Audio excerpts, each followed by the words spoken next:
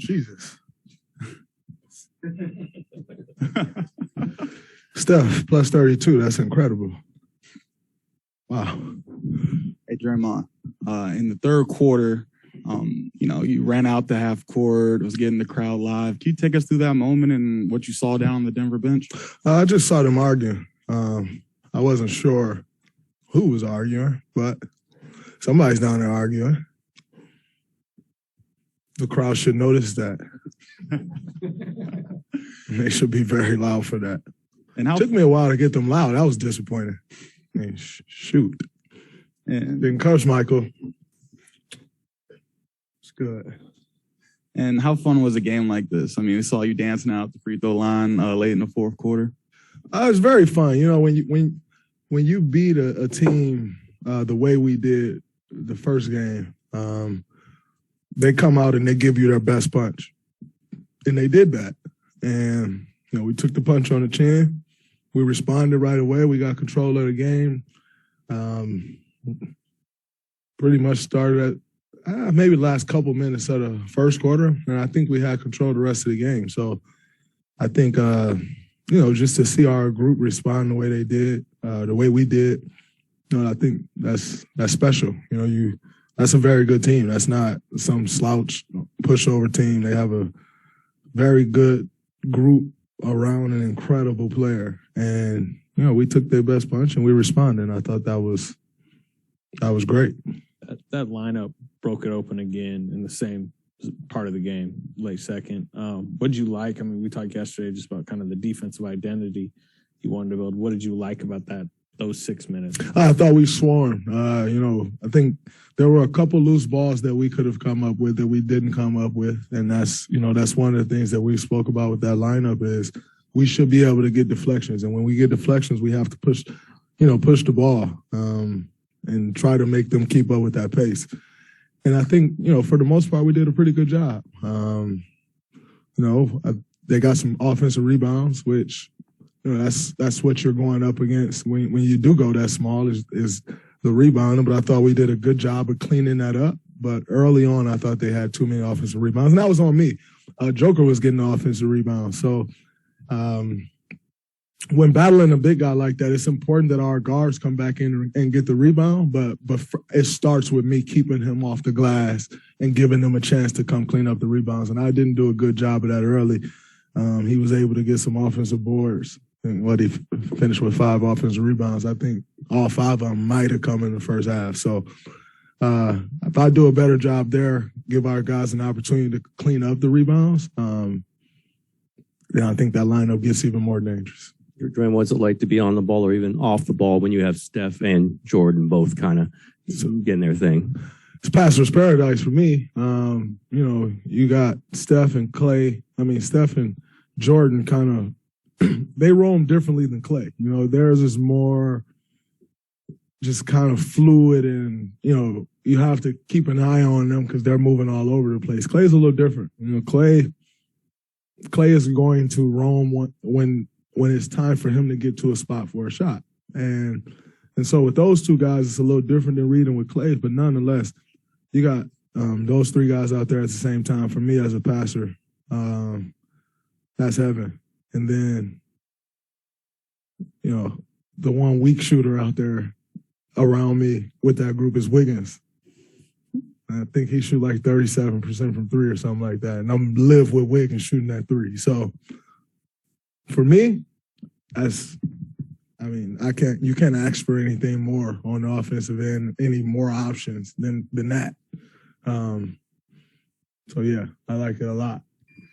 What are the things that you observe on the court that signal to you are demoralizing an opponent? You just kind of read body language and frustration. Frustration usually shows up in body language. That's just kind of what I try to read. You try to read interactions with teammates and how someone's reacting to their teammates. And if you feel like you're getting under the skin, you press up a little more. If you don't feel like you're getting under the skin, you press up a little more. So just try to do my job. But body language.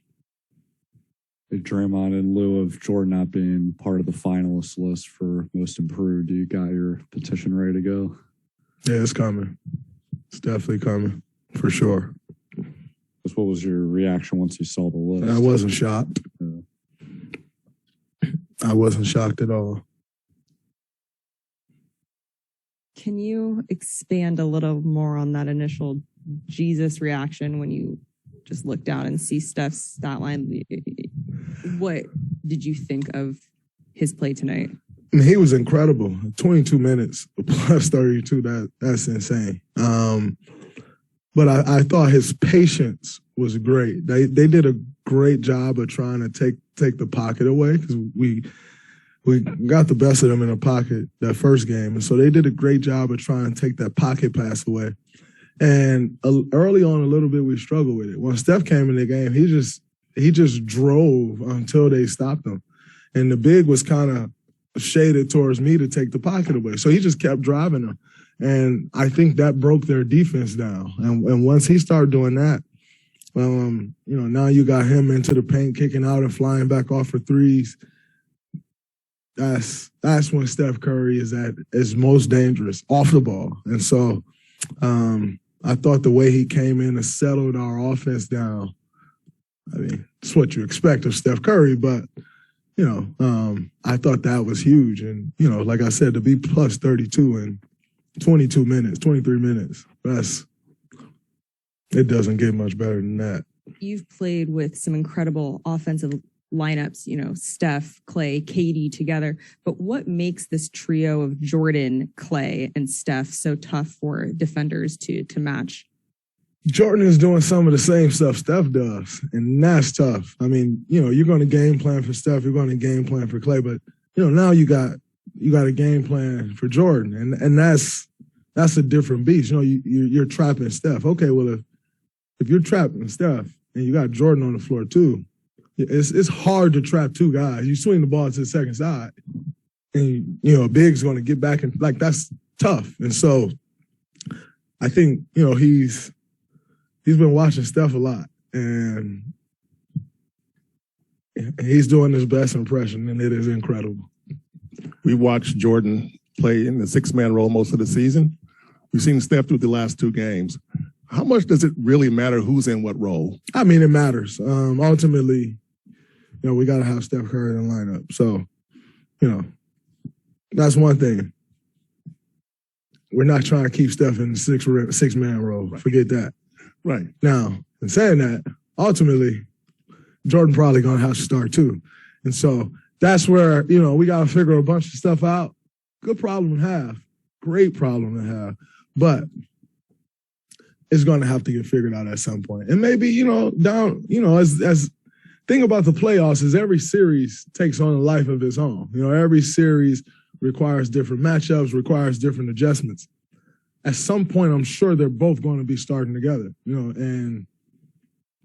but I won't be the one to cause myself that headache. Steve can figure that one out. Draymmond, you mentioned the crowd. I mean, we all know what the Oracle days were like and it's probably not going to be duplicated. It probably can't be. But what did you think about the crowd? And I saw you, that one wasn't the only time you were gesturing to it. A couple times you're running down the floor and pointing up to the seats. What did you feel about the energy? I thought the energy was pretty good. There were times in that game where it felt just like Oracle. There were times where it was, super loud. And like you said, Oracle, as fast as we can, we all got to get rid of the idea of Oracle in our head. That's a very special place. It's a very different place. Even the makeup of the building, it's going to be louder, and so we kind of all have to remove that thought from our head of that this place is going to be Oracle. It's a totally different place. But nonetheless, it's a great one too, and we need to continue to establish it as the best home court in the league. And did you happen to notice Joe Lacob on the sideline? I think one time you ran right past him. Did you see any of his? It's hard not to notice Joe on the sideline, whether you're doing good or bad. It's hard not to notice Joe on the sideline. Would you call your back 100% right now? And when you're kind of going through the rehab, is this what you're envisioning as far as the start of the playoffs and your performance goes? Oh, yeah, I feel incredible. And this was definitely the way I hoped it would happen. I was hoping that, we're coming back with a month left in the season, that I could round into playoff form. And I feel pretty good. I feel, great. I mean, my conditioning is getting there. I tired a couple times tonight, but I also got like 285 pounds laying on me. So that's a different beast. But nonetheless, I feel great. And, I'm past the injury. That's the thing of the past. Just got to continue to do what I do, continue to bring the force and energy that I bring to the game, but I feel fine. And the injury is behind me. And you're the last person that needs any extra motivation, but kind of seeing the DPOY voting kind of, is this a little bit of an extra statement? I'm extremely happy for Marcus Smart. Yeah. That's a guy who I respect as a defender. So I'm extremely happy for him. Well deserved. With where that team's defense went, it changed their season. And he's right in the middle of all of that. So I got no complaints. I do have some complaints, but I'll talk about them on the pod tomorrow. Jeez. Thank you. We got to get to work.